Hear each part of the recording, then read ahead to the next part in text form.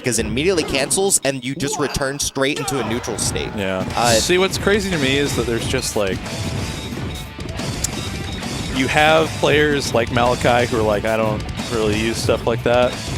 And then like all the people that want to try it, they're not quite there yet. Yeah. But I think if we had someone that emerged with all the skills and all the right shit, it'd be really wild.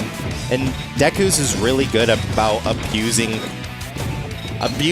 the best factors of a character. Yes. I feel like if there's anyone to just, Him and Arc. Yes. Honestly. And I think Deku's game plan and just being really good friends with Jay, I think with how he wants to play Peach, he's just like, I'm just going to open you up. That's all I want to do. I want to go for float cancel aerials, and there's going to be nothing you can do about it. If you want to roll out, that's the only option I really have to cover. You can't jump because it catches it.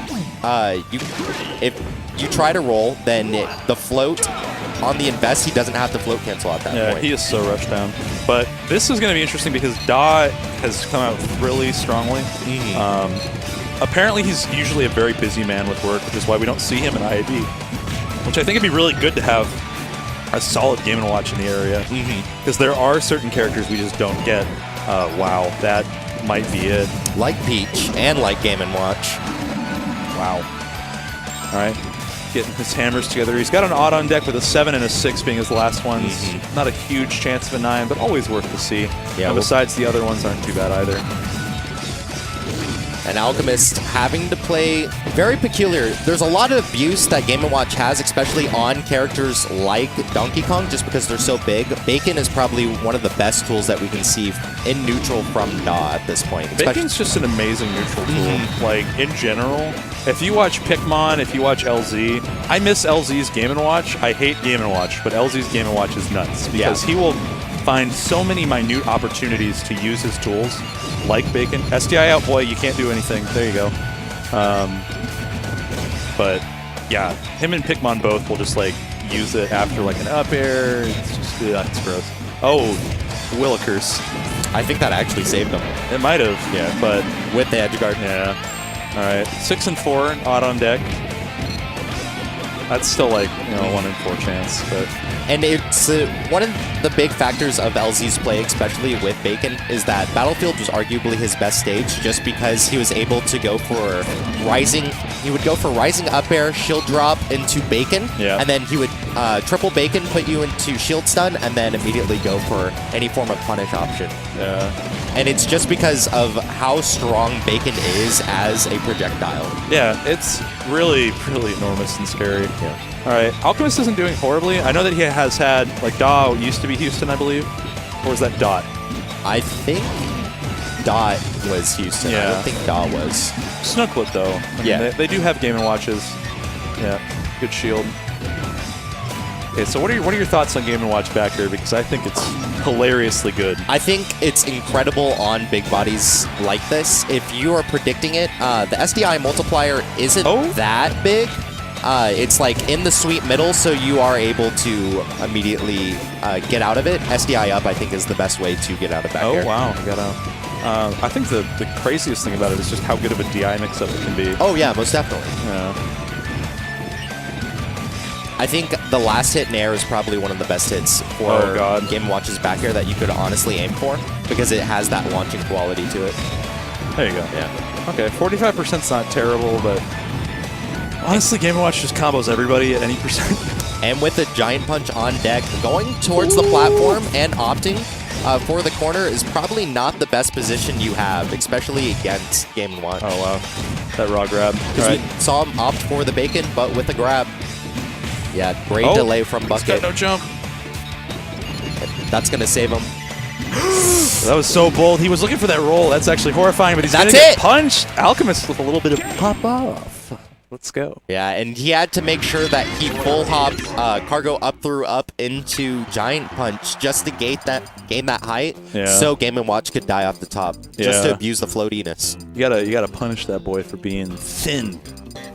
That was a very great save, super close, especially because it seemed that Da had the momentum throughout the match. He was like feeling himself because I mean you don't just jump hammer a roll in the corner without good reason. Yeah. If you're feeling like they're going to do it, then he's going to do it. But damn.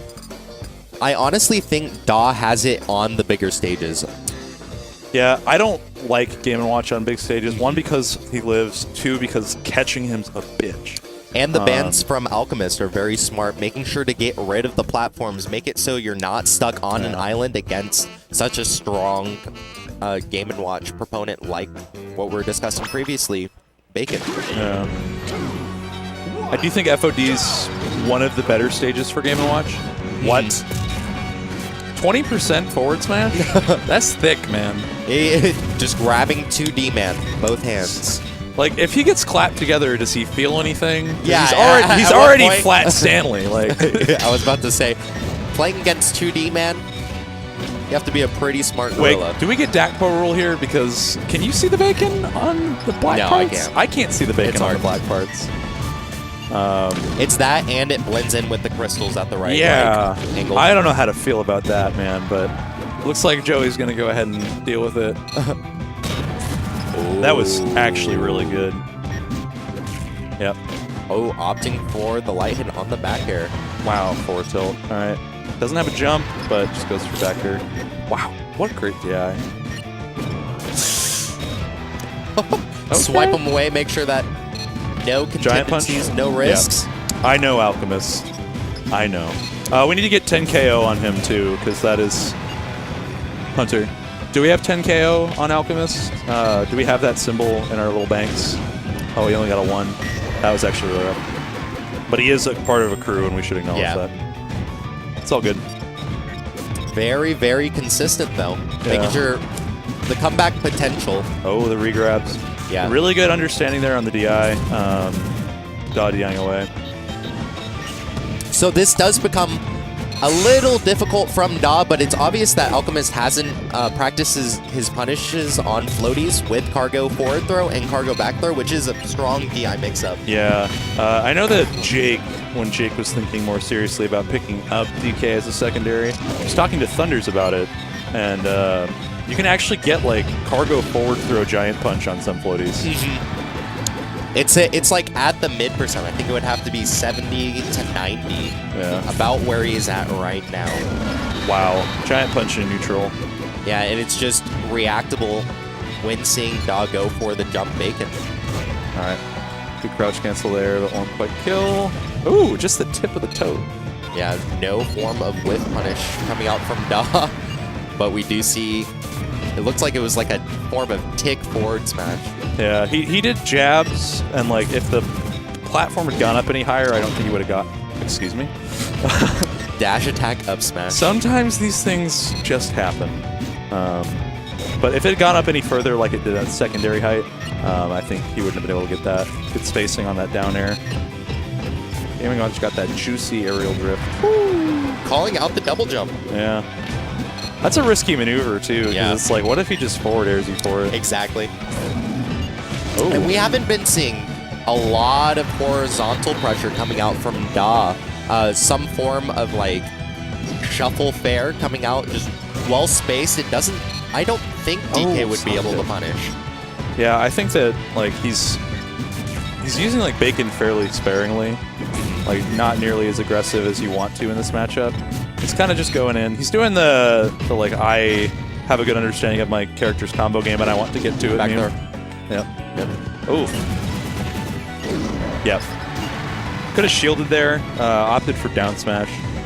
That is a good floaty killer. If they do, like, try anything, you can just crouch cancel. That's not dead. I thought it was going to be the Meteor. Yeah. You can just crouch cancel down smash. Like, I know that DK in Melee, if Puff nairs it, you can just crouch cancel down smash her and she'll die at like 70. But yeah, I don't think there wasn't that strong of a ground game when limited to when the FOD platforms were at an awkward height. It was very interesting how Daw would approach. He would get stuck a lot. He would always do like shuffle, or it wouldn't even shuffle, it was just short hop bacon, and then